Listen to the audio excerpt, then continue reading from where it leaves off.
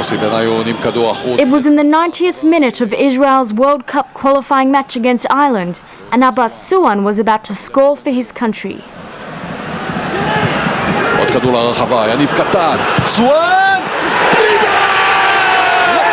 In his moment of glory, this Israeli Arab thought his struggle for acceptance would finally be over. A devout Muslim, Suwan has no problem embracing Jewish culture.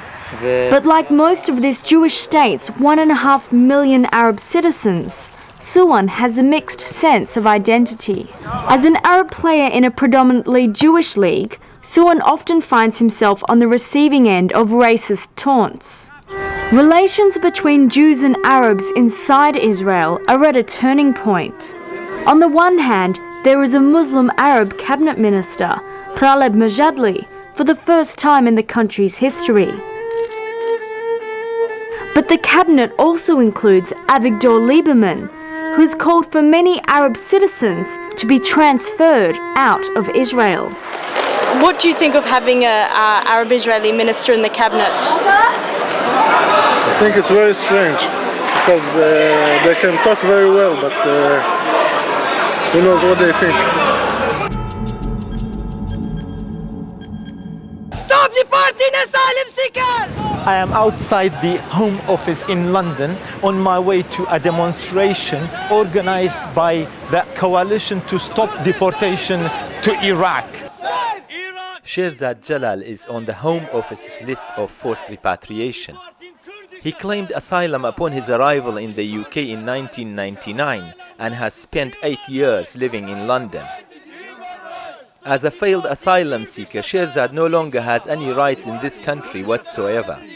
Sherzad claims his life will be in danger if he is forced to return to his hometown of Kirkuk, and he has good reason to do so. Kirkuk is far from safe and has become just as violent as anywhere in Iraq.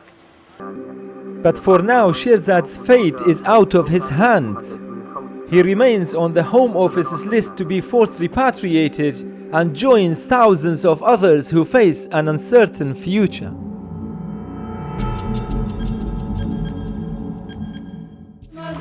In Rwanda in 1994, over 800,000 Tutsis and moderate Hutus were killed in a genocide that lasted 100 days.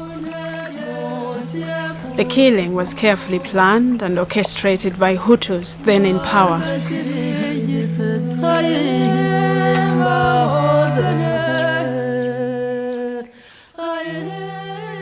Dafros Mukarutam was one of the survivors. Dafros was determined that against the weight of tradition, the women should take control of their lives.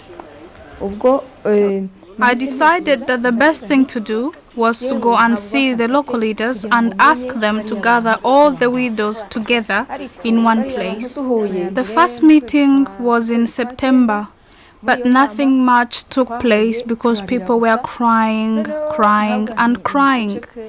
I told them to stop crying, but they couldn't stop, and we ended the meeting without saying anything. I said to everyone, each time we come together, we all cry, and when we cry, we try to console one another. We should name our association Duhozanye, which means consoling one another.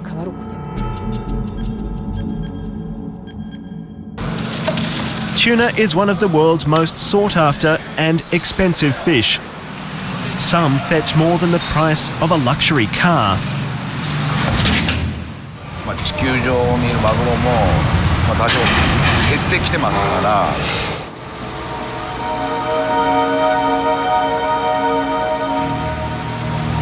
Japan's poaching of southern bluefin tuna is one reason why it's so scarce.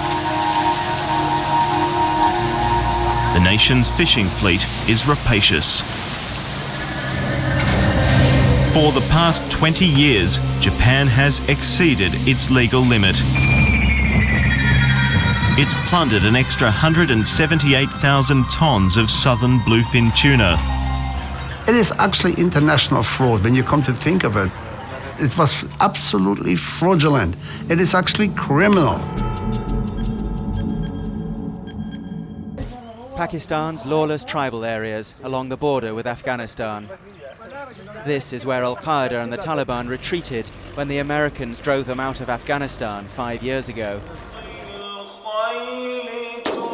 This propaganda video, recently distributed by Al-Qaeda, shows Arabic-speaking volunteers training in a landscape which looks very much like the tribal areas of North or South Waziristan. The message of the video is that Al-Qaeda's training camps are open for business again and looking for recruits from all across the Muslim world. Every one of these young men with a white strip of cloth round his head has signed up for what we call suicide and they call martyrdom. Dardullah has watched suicide bombing reduce Iraq to chaos and is determined to import the tactic to Afghanistan on a massive scale. An Afghan journalist filming for us managed to meet one of the suicide volunteers deep inside Afghanistan in the central province of Ghazni. Mohammed Asim was 25 with 2 children. His comments reinforced the message that the new Taliban see themselves very much as part of the global jihad.